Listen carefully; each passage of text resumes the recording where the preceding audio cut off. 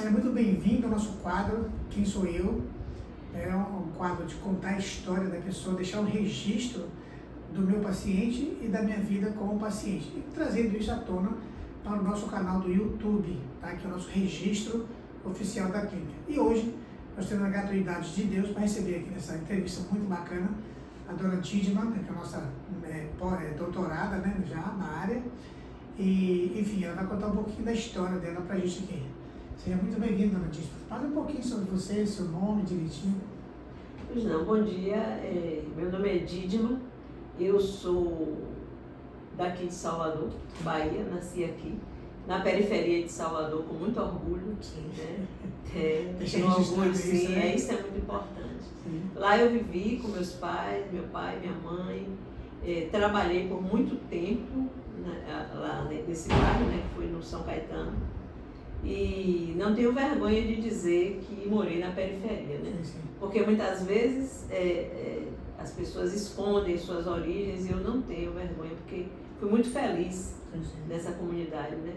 Eu cresci, tive um pai e uma mãe que minha mãe era analfabeta e meu pai estudou somente o Fundamental 1 inicial, mas foram pais assim presentes que a todo tempo se preocupavam com a saúde, educação e saúde. Sim, Era o foco. Não podia deixar de ter escola, não podia deixar de ter atenção à saúde, problema de vacinação, já naquela época. Já vacinava, né? Já vacinava, vacinação, pediatra, porque ela trabalhava numa fábrica e essa fábrica dava direito à assistência médica. Ok. Então, digamos assim, só teve a gratuidade de Deus de ter pais autênticos, né? São diferentes, né? Os pais perfeitos para pai autêntico, né? São diferentes, claro. Né? Pais que souberam ser pais. Sim, sim. Que é muito difícil a gente ver, né? Os pais, assim, às vezes, eu não tenho tempo, eu vou trabalhar, eu trabalho o dia inteiro, mas a gente sabe que o contexto era outro. Sim, sim, claro. Né? Uhum. Hoje, as mulheres precisam sair mesmo para trabalhar e às vezes não tem com quem deixar os filhos. E a questão das políticas públicas para creches, atenção às crianças, isso é fundamental. Mas na minha época, que eu nasci no dia 28 de abril de alguns anos atrás, se não se pergunta a idade da mulher, entendeu? Eu era assim, né? O contexto era esse, de a mãe sair, aí tinha uma tia que tomava conta, eu tive uma tia que era irmã do meu pai e veio do interior só para tomar conta de mim e de minhas irmãs. Eu sou a mais velha de cinco mulheres. A mais velha de 5 mulheres, assim, e gostava muito de estudar. Sim, sim. Então, meu pai, ele confiava muito em mim, né? Todos os dias quando ele chegava, ele corrigia as tarefas da escola e ele perguntava muito sobre a escola. Minha mãe não. Ela falava assim: minha filha, eu não sei falar a língua da professora, mas assim, uma mulher muito sábia, tá? Sim, sim. Eu tenho orgulho da minha mãe. Quando eu terminei meu doutorado, eu fui fazer um estágio doutoral fora da Bahia e lá eu tive que apresentar um memorial da minha vida, como eu estou conversando com você aqui agora, que aqui é só uma parte desse memorial. E eu aproveitei minha mãe como personagem principal desse memorial, porque foi com ela que eu aprendi muita coisa. Hoje, quando eu ouço determinadas conversas, minha mãe já falava isso. Então, se fosse trazer para cá hoje um comportamento, um comportamento importante na sua vida, seria essa união dos pais para fazer o filho subir um pouco mais que os pais, né? Perfeito, exatamente, né? Exatamente. Uma lembrança, assim, você já falou várias, né? Mas uma lembrança que te marcou entre ali até os 10 anos de idade junto com sua família. Uma lembrança boa? Boa. Uhum. Então, uma lembrança boa, veja só, durante a minha infância, eu não tenho, assim, lembranças ruins, Sim, sim. certo? Pobreza material, sim, mas para mim isso não era ruim, porque eles sabiam lidar com a questão da pobreza material, de não ter casas bonitas, brinquedos caros, Mas eles sabiam, assim, sair com eles, eram lúdicos.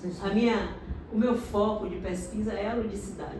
Justamente por isso, porque eles eram lúdicos, eles saíam muito com a gente, eles viajavam, eles iam para o interior, e lá no interior a gente brincava. Então são lembranças que marcaram a minha vida, né? As cantigas de roda que minha mãe me ensinou, as brincadeiras com a terra, a lidar com a natureza. Todas essas lembranças são boas. E assim, e a convivência deles, né? Mesmo eles sendo pessoas simples, eles eram pessoas que se entendiam. E minha mãe era uma mulher além do tempo. Eu sempre digo isso, eu aprendi com ela. Ela gerenciava a vida dela. Ela dizia uma coisa muito importante que hoje parece ser assim uma agressão, mas para mim não. Ela falava assim, olha, estude, tenha uma formatura, ela falava isso, e tenha um diploma, porque seu marido é seu diploma.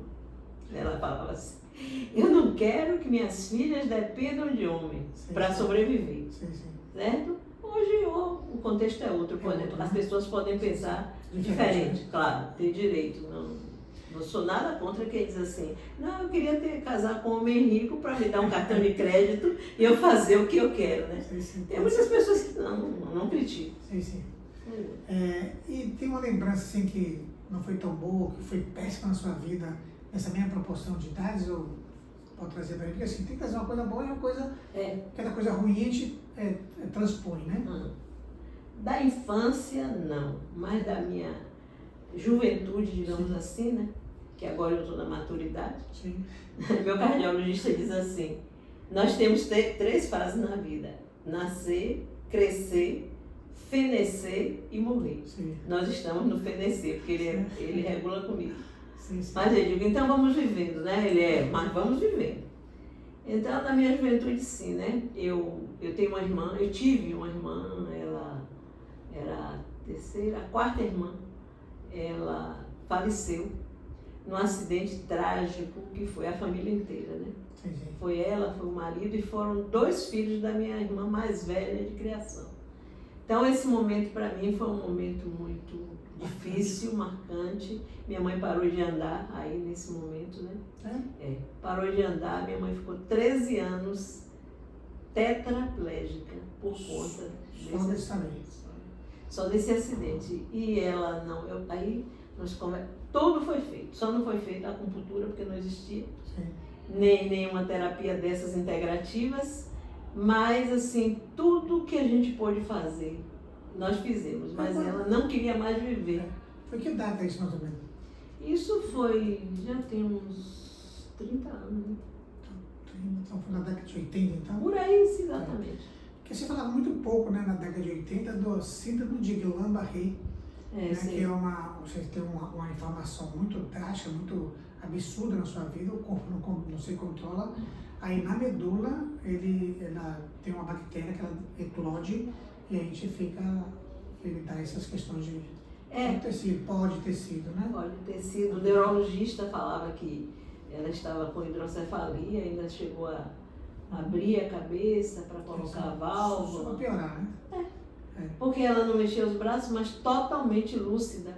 E nós falávamos para ela, eu e uma irmã, eu tenho uma irmã que é enfermeira, aí minha irmã dizia assim para ela, a senhora não tem só uma filha, a senhora teve 5 filhas, mas qualquer um. Porque não é a filha em si, né? É o trauma, né? De perder, né? Sim, e o momento, né, que a gente viveu. Hoje eu sou uma pessoa que faço análise, eu sou psicanalista.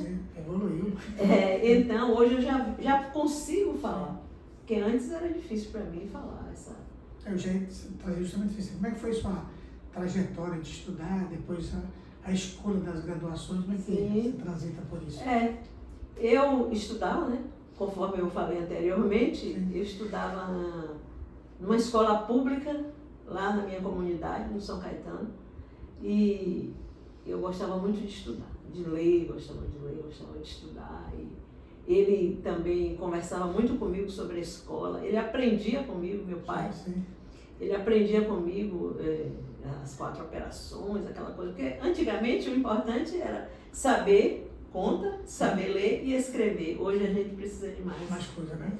Se bem que eu digo assim, isso aí são conhecimentos. Porque meu pai tinha esse conhecimento, mas minha mãe tinha o saber, que é diferente de conhecimento. Perfeito. Saber e conhecimento são diferentes. E minha mãe dizia as coisas que meu pai não falava. E meu pai falava as coisas que minha mãe não sabia. Sim. Aí eu fui para a escola pública, depois eu fui para fazer o Fundamental 2, que hoje que era um antigo ginásio. Sim. E fui depois para o ensino médio. Aí minha mãe falava assim, filho de pobre tem que ser professor. Aí, por que tem que ser professor? Filho de pobre tem que ser professor. Essas profissões, fisioterapeuta, fono, não existiam, Sim. sabe? Naquela época não existiam. E eu dizia assim, eu vou ser professora. Aí fui para o ICEA, fiz o magistério. Lá no magistério me encontrei, achei maravilhoso, né? Me apaixonei pela escola, pela sala de aula. Depois eu disse, bem, eu estou aqui, eu vou fazer pedagogia. Aí fiz pedagogia na graduação. Continuei na educação. Aí fui me aprofundando mais nesses conhecimentos da área da educação e da psicologia, da psicopedagogia. Depois da graduação, aí eu me casei.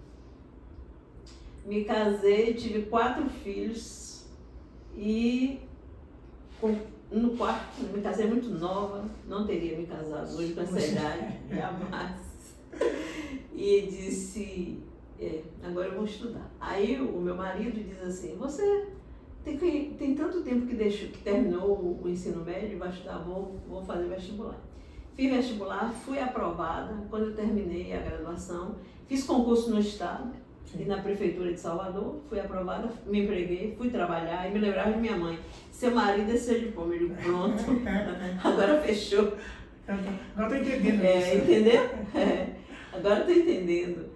E depois eu demorei um tempinho, deixei os meninos crescerem, tanto que eu digo lá na minha dissertação de mestrado, fiz mestrado na UNEB, Universidade Pública também, fiz doutorado também lá, e fiz estágio doutoral na Universidade Pública também da Paraíba.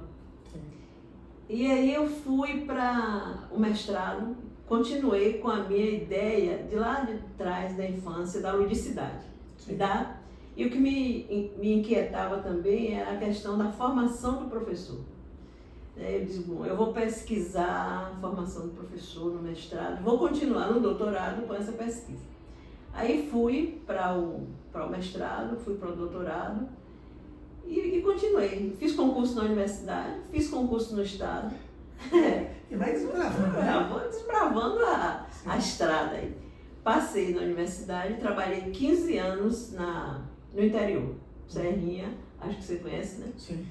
Trabalhei em Serrinha, foi um tempo assim brilhante na minha vida, foi quando eu vivi essa minha docência no campus de Serrinha. E conheci o interior da Bahia, muitas cidades trabalhando com formação de professores. Depois eu pedi remoção para Salvador, vim para Salvador e passei a lecionar, não só na graduação, mas no mestrado e no doutorado.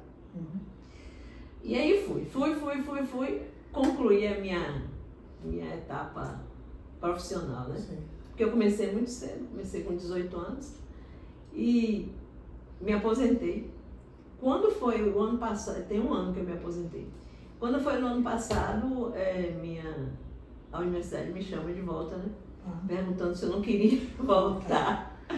Eu disse, depende da proposta, porque eu não quero mais trabalhar, porque agora eu tenho que cuidar mais de mim, eu tenho que olhar para mim, certo? Você traz um assunto bem, assim, polêmico no mundo de hoje, para psicólogos, para pessoas que mexem com a mente, né? Que é o processo. Nós, antigamente, tínhamos que fazer o quê? Acelerar para viver e conquistar nossas coisas, né? Hoje estão brigando para desacelerar, tanto o idoso como a criança, né? Porque estão vivendo hoje uma síndrome de burnout, assim, terrível, né? Inclusive, eu trago isso na minha dissertação de mestrado. Que é todo mundo, parece que está assim, em efervescência, né? Todo mundo está... As crianças estão tudo estressadas, os pais estão assim estressados. Então, um negócio meio... virou um consumismo, né, do humano, de modo geral, né? E aí, essa ideia de da ociosidade, da parte lúdica da vida, né? Acho que ela tem que ser repensada, né? Essa transição. Porque muitas vezes, voltando à questão do lúdico que você traz aí, as pessoas pensam que o que é lúdico? O que é lúdico? Os professores, quando eu trabalhava com os professores. Momento lúdico, eu dizia, o que é momento lúdico? O que é ludicidade? Porque tem gente que, por exemplo, esse momento aqui para você é um momento lúdico, não é verdade? A sua clínica, para você é lúdica. É criativa, né? Embora você traga pessoas com as diversas comorbidades e você veja que às vezes não vai para frente, que aquilo ali é um paliativo, mas é lúdico porque você tem prazer naquilo que está fazendo. E quando a gente sente prazer no que faz, é ludicidade, né? Ela é inerente ao sujeito. E eu, na minha vida, eu tive momentos lúdicos. Aí eu tenho um amigo, que ele foi meu orientador de doutorado, ele fala assim, você sabia que a doença da sua mãe foi lúdica para você? Aí o pessoal fala, um dia que ele falou na sala, né? Aí uma colega, como lúdica? Sim, porque ela cuidou da mãe dela, eu cuidei da minha mãe, eu e minha irmã, nós dividíamos o tempo, 13 anos, ela numa cama, totalmente lúcida, mas sem se mexer, né? E eu tinha prazer, não em ver minha mãe doente, mas de conversar, de cuidar, de estar perto, né? De ver, do olhar que ela fazia para mim assim, minha filha, vocês, eu não sei o que seria de mim sem vocês, vocês trabalham muito e ainda cuidam de mim desse jeito. Minha mãe não tinha uma escara, uma pessoa na cama há 13 anos, sem uma escara, já imaginou? E vocês não tinham formação para isso, não né? Tinha, só minha irmã, né? Minha irmã tinha. E minha irmã às vezes trazia as pessoas iniciais de fisioterapia que vinham em casa, mas não resolvia, porque o médico falava, um japonês que ela foi aqui, um japonês muito falado aí, que já faleceu, eu acho. Aqui tinha No Brancolinha. Rio Vermelho. O Brancolinha, a família, inclusive, né?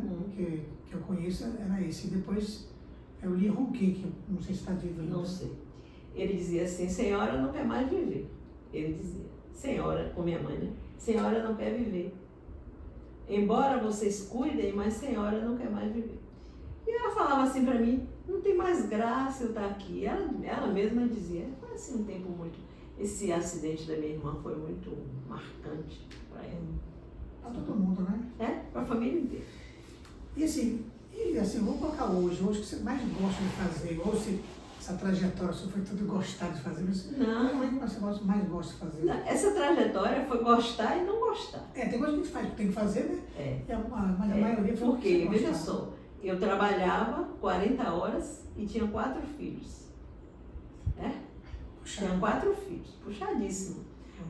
Eu fiquei hipertensa aos 38 anos, por conta do estresse. Né? Do estresse, do dia a dia. E porque também eu não me cuidava tanto quanto eu me cuido hoje. E eu ia trabalhar, voltava, tinha que ver menino, escola, farda, e criei os 4 filhos, graças a Deus. Hoje de manhã eu disse assim, eu estava dando parabéns a uma amiga, que é o aniversário do filho dela, e o menino é meu afilhado, e eu dizendo para ela, dando parabéns pela mãe que ela foi, que ela é mãe solo. E eu dizendo para ela assim, que depois eu fiquei pensando, né? Abaixo de Deus, um prazer que eu tenho na minha vida é meus filhos. Meus filhos. Eu tenho 4 filhos, todos 4 já são independentes, casados, cada um em suas casas, casado, descasado. Mas ontem mesmo nós saímos à noite, saímos para jantar, eles sempre se juntam, né? Aí embora, aí chama a gente vai, conversa. E eles são, eu não digo perfeitos, porque não tem perfeição, não existe perfeição. Para mim, viu? Não existe perfeição, não existe realização, tudo é um ciclo, né? Você chegou, já passou, já vem outro, né? A gente só não pode ficar olhando para trás o tempo todo. Sim. É o que é perfeito para um, não é para outro. Como é perfeita para chegar, você quer mudar uma coisa ou outra, né? Então a vida é esse fluxo. E se Dona Dídima fosse dar hoje um conselho para você, coloca aí, 20, 25 anos de idade, qual seria o conselho? Interessante essa pergunta. É de uma profundidade muito grande. Hoje não, já tem 10 anos que eu estudo psicanálise. E ainda não estou pronta. Ainda não estou pronta. A minha supervisora, que é minha analista também, ela diz assim: por que você não vai assumir a clínica? Aí eu desconverso. Mas eu fico pensando nos meus tempos atrás, né? E no meu tempo hoje. Primeiro, eu não me casaria com a idade que eu me casei. Perfeito. Certo? Mas a vantagem de eu ter me casado foi eu ter meus filhos. Casar cedo, filho cedo, aí dá pra curtir essa vida, né? E com 26 anos eu já não tinha mais filho, pequeno. Sim. Porque eu fiz a esterectomia. Ia fazer 26 anos e não tinha mais filho. Eu fui parir com 18 anos. Bem novinha, né? E aí eu não me casaria, né? Eu dizia, Lídia, mas vai cuidar, vai estudar mais, porque você vai ter mais tempo, você vai ficar mais tranquila, você não vai ficar na correria como eu ficava, de chegar da faculdade de noite, ainda ir preparar o almoço para outro dia, ainda ver fralda de menino, entendeu? Sim. Tudo isso eu não faria mais. Eu dizia, não, vá com calma, deixe para casar ou se juntar, como você quiser, depois. E agora eu não abro mão de ter tido meus filhos, eu não me arrependo de ter tido meus filhos, sabe? E meus filhos para mim são muito importantes, joias preciosas. Sim. Que bom, né? Mas, então seria só o conceito de não casar, mas também pesa se não tivesse casado, não tinha os filhos, né? Eu podia, sei lá, você podia ter filho e não ter casado. Mas assim, 4 filhos para criar sem casar, sem ter uma pessoa do lado para lhe ajudar, porque o pai deles... Sim. O pai deles vive comigo até hoje, claro, e viveu comigo e contribuiu bastante dentro das limitações dele. Sim. Ele contribuiu muito na criação dos meninos, né? Sim. Então, se nós for fazer conta, 18 para 38 anos, depois 20 anos depois você começou já a entrar nas comorbidades psicológicas e físicas, né? Exatamente, por conta do falecimento da minha irmã, por conta de um neto que eu tenho, que nasceu ele está com 18 anos agora, já tem um neto de 18 anos, imagina. Ele já tem um neto de 26, 26. E ele nasceu com um problema sério, então eu não tenho autorização da minha filha para dizer. E eu me preocupei, foi assim um momento marcante para mim e para ela, porque ela é muito ligada a mim, sabe? E ele teve muitos momentos difíceis e eu tive que estar junto, estar perto. Então foi assim, tem sido, né? Eu quero fazer esse registro, porque a gente que é terapeuta, você que é formada na parte psicológica, a gente consegue entender que existe a pressão alta por questões emocionais. E os médicos, o médico não tem culpa, mas o remédio é o mesmo. Se você bobear, você tomou o mesmo remédio de 30, 40 anos atrás. Que poderia talvez ter mudado isso, né? Avaliado, ver outra coisa, né? Então, você está aí já, né? E aí é muito comum isso no dia a dia, né? A gente tem que fazer, se naquela época você fizesse acupuntura, tivesse o tempo que você tem hoje, talvez você nem estaria mais tomando, eu estaria hoje tomando medicamento para pressão alta, para glicemia e tal, mas com outro formato de corpo, né? Porque a gente vai degenerando a nossa estrutura e a gente precisa de um medicamento para ajudar a assessorar, né? Mas também não seria tanto tempo. Eu comecei esse processo de autocuidado, do cuidar-se, né? Que hoje a gente fala muito do cuidar-se. E o que é o cuidar-se? É o olhar para si, é o voltar para si, né? Eu tenho um livro lá em casa que eu gosto muito de ler, é uma escritora francesa, Christine Jousseau, ela faleceu há pouco tempo, bem velhinha. O nome do livro é Caminhar para Si. E nesse livro ela diz essa necessidade, caminhar para si. Nesse livro ela fala da necessidade que cada pessoa tem de se olhar. Né? Você olha para o outro, você cuida do outro e você. Muito comum isso, né? A gente cuidar do outro o tempo todo, mas tem uma hora que eu tenho que parar e dizer, não, agora eu vou cuidar de mim. É o que eu venho fazendo. E eu busco sempre assim, por exemplo, os exames de rotina eu faço. normalmente, ginecológicos, cardiológicos, Hemograma. e faço hemogramas, exame de laboratório todos, meu cardiologista ele é assim. Eu acho ele o máximo, sabe? E eu também vou para endocrinologista. E quando eu descobri você aqui, a sua clínica, foi uma amiga, Ana Teixeira. Sim, sim. Né? Falo o nome dela porque ela Nossa não se amiga, importa, né? é nossa amiga. Ana Teixeira me perguntou, um dia eu caminhava muito com ela, porque fiquei com problema no joelho, agora eu não posso mais caminhar muito. Aí eu disse a ela, eu falando com ela, ela disse, menina, por que você não vai na clínica de Gandra? Eu disse assim, que é Gandra, menina? Ela foi me explicar, porque ela é espírita, Sim. e ela foi me explicar as questões espirituais, que eu também acredito. E ela disse assim, vá. Aí eu comecei a frequentar a clínica quando era lá no Amigos do Rabelo, né? Sim. Fui para os 15 anos, você não foi? Não, ela não estava. Não. Então, os 15 anos da clínica foi assim, maravilhoso, emocionante, né? Conheci seus filhos pequenos ainda, os adolescentes. E fui tomando gosto pelo trabalho, fui acreditando no trabalho.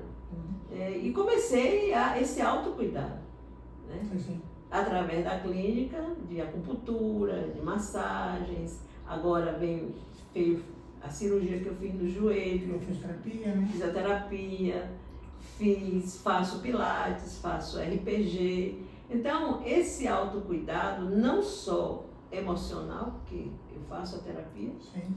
mas o cuidado físico também é importante, né?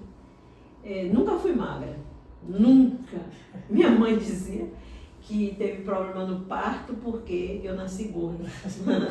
Eu nasci gorda. Vivo lutando contra a balança o tempo todo. Um tempo eu emagreço, um tempo mas vou tentando, né? Mas eu me cuido em termos de alimentação. Eu não como fritura, não como gordura, não como açúcar, não como sal, tomo bastante água. Mas tem aquelas coisas que a gente gosta. Por exemplo, eu gosto muito de queijo. Eu gosto muito de bolo. Certo? Olha o outro lado aí. Né? Tudo tem os dois lados. Mas se cuida de um lado, aí dá uma escapada do outro lado. Mas essas escapadas não são boas não, sabe? Nós estamos concluindo, eu queria vir fazer uma consideração, né, vaga. Eu queria fazer um pouquinho dessa última especialização sua, porque de repente você pode estar aqui com a gente trabalhando aqui, né? Um pouquinho do meu estudo? Do seu mestrado. Né, do meu doutorado? Doutorado. Bom, o meu doutorado foi na área de educação e ludicidade. Sim. Mas eu tive um orientador, eu vou falar o nome dele, ele não se importa, é uma pessoa muito conceituada na universidade. O meu orientador foi o doutor Arnold Soares de Lima Júnior. É uma pessoa assim, extremamente... Não sei, eu não tenho nem adjetivos para dizer, porque normalmente quando a gente tem orientadores, a gente tem problemas e aborrece. Não, mas foi uma pessoa que foi presença, hein? Agregou muito a sua vida. Muito.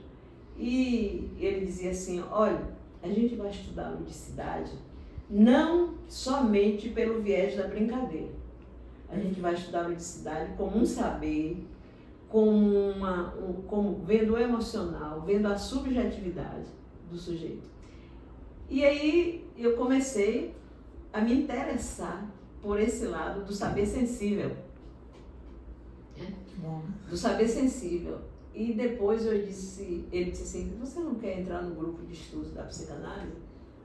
Aí, em 2012, foi quando aconteceu o problema de saúde com meu neto. Eu estava fazendo doutorado, em 2010, por aí assim. E aí eu desorganizou minha cabeça. Minha filha também estava fazendo doutorado, não, ainda não estava fazendo mestrado na época, não morava no Brasil, depois voltou.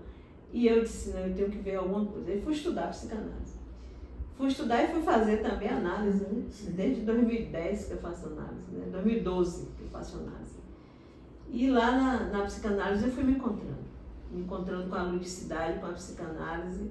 E fui, e estudei e venho estudando, e ainda não sei, porque a gente estuda Freud e Lacan. E Freud e Lacan são dificílimos. Tem dias, nós estudamos quarta e sábado. Tem dias que a gente fica em um parágrafo de 4 linhas, o estudo todo, porque é difícil. Então eu vejo na psicanálise assim, não busco a cura, porque a cura seja. A cura, eu acredito em Deus e penso assim, que Ele é quem decide tudo no final. A gente tem que ir procurando, né? Sim, sim. Eu tenho um poema aqui, o nome dele é Pró-Cura. Sim. Porque a gente vive esse assim. procura. Mas eu nunca publiquei. Ontem eu estava até lendo, porque eu estava arrumando meus livros lá. Então, aí a psicanálise ela tem contribuído no sentido de me dar mais compreensão de mim e dos outros. Perfeito. Entendeu?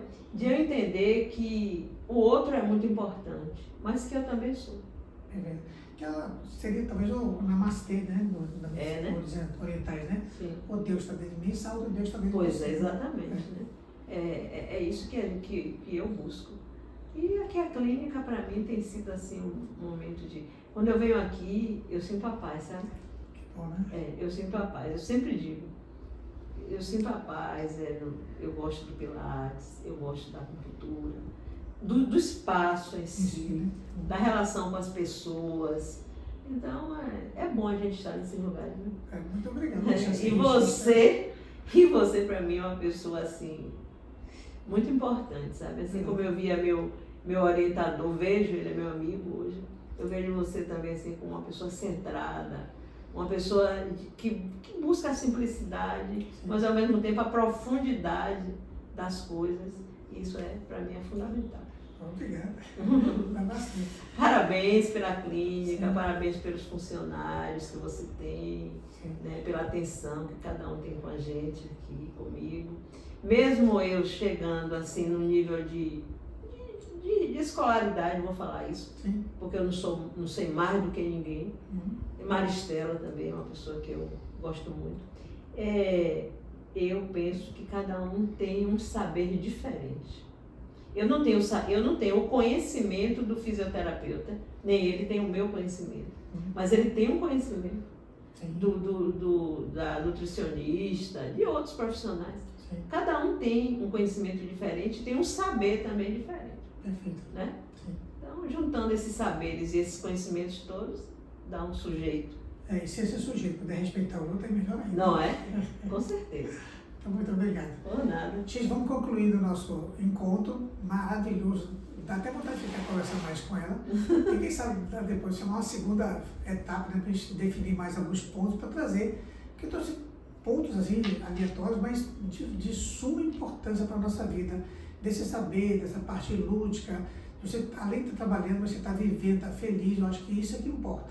E essa questão do respeitar o outro, ser autocuidado, cara, foi muito, muito bacana esse nosso encontro, tá?